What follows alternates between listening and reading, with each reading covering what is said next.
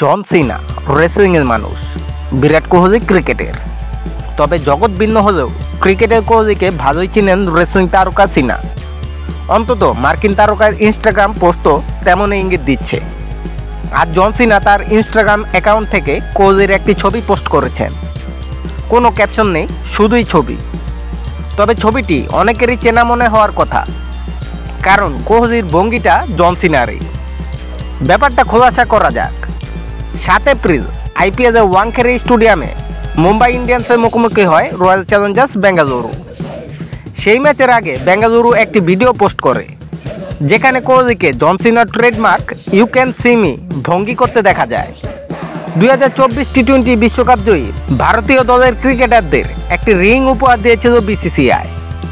আঙ্গুলে পরা ওই রিং দেখাতে গিয়েই জন সিনার ভঙ্গি অনুকরণ করেন কোহলি। ভারতীয় ক্রিকেট তারকার you can see me post ভালো লাগারই কথা জন সিনার। আর সেই ভালো লাগা থেকেই ভিডিও থেকে ছবি নিয়ে পোস্ট করে দিয়েছেন। প্রথম 10 ঘন্টার মধ্যেই পোস্ট লাইক করেছে 6.25 লাখ।